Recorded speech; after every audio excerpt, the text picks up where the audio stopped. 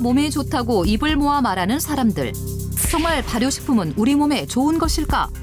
발효하는 과정에서 우리 몸에 유익한 영양성분이 많이 만들어집니다.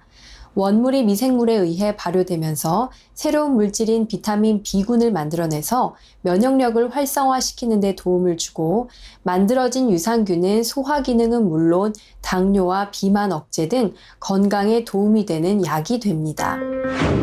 식재료를 약이 되게 발효시킬 때 중요한 것은 각 식재료에 맞는 적당한 온도와 습도, 그리고 균이라는 것.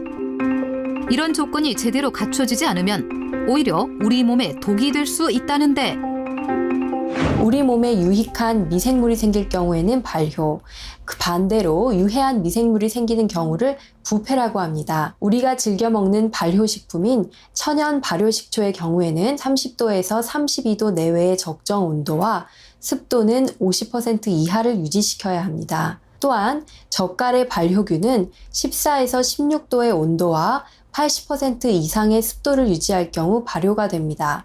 이러한 조건을 벗어났을 경우에 나쁜 균이 침투해 부패가 됩니다. 이러한 부패균은 섭취 시에 몸에 독이 될 수 있습니다. 그렇다면 유통기한을 넘긴 부패한 장류를 먹을 경우 건강엔 어떤 영향을 미치는 걸까? 요즘 대부분 장류를 냉장 보관하기 때문에 부패한 장을 먹고 탈이 나는 경우는 매우 드뭅니다. 하지만 장류가 부패할 경우 열에 강한 식중독균인 바실러스 세레우스균이 발생해 설사, 복통, 구토 등을 유발할 수 있고 심할 경우 사망에 이를 수도 있어 주의가 필요합니다. 이렇게 된장, 간장 같은 장류뿐만 아니라 궁금증이 많은 대중적인 발효식품이 있었으니 바로 요구르트. OX 퀴즈, 요구르트에 대한 오해와 진실. 첫 번째, 요구르트의 유산균은 장까지 살아서 가야 효과가 있다? 정답은 X입니다. 요구르트 속 유산균은 장까지 살아서 가지 않아도 효과가 있습니다. 유산균은 죽어도 효과가 있다? 유산균은 체내에서 죽더라도 좋은 유산균을 자라게 해주는 먹이 역할을 하게 되므로 유산균이 죽더라도 효과를 볼 수 있습니다.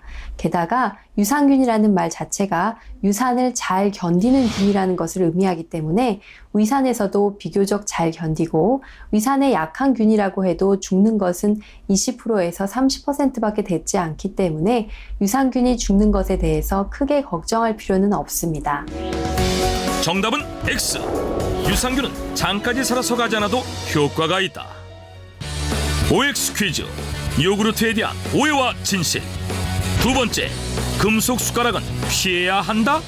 정답은 O입니다. 발효 성분인 요구르트와 금속 물질이 만나게 되면 산화 반응이 일어나면서 요구르트 속 유산균이 죽게 됩니다.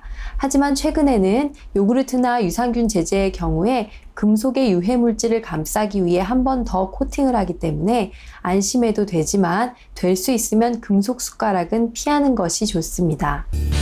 요구르트에 대한 오해와 진실. 세 번째, 식전에 먹는 것이 좋다? 정답은 X입니다.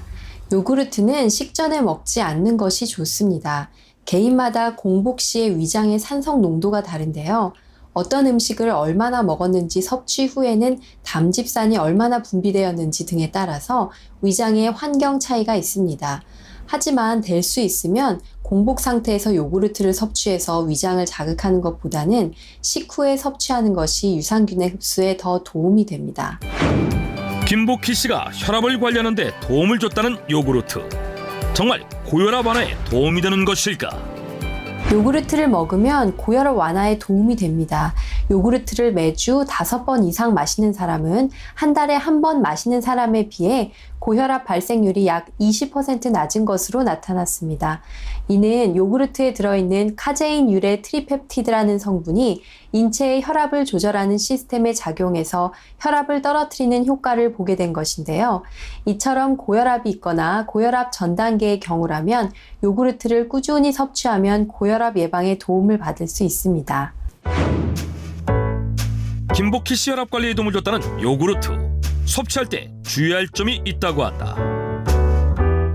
요구르트의 하루 적정 섭취량은 약 400ml 정도로 종이컵으로 2컵 정도 되는데요. 한 번에 너무 많이 드시면 삼투압에 의해서 설사를 유발할 수 있습니다. 그래서 식후에 두세 번에 나눠서 드시는 것이 좋습니다.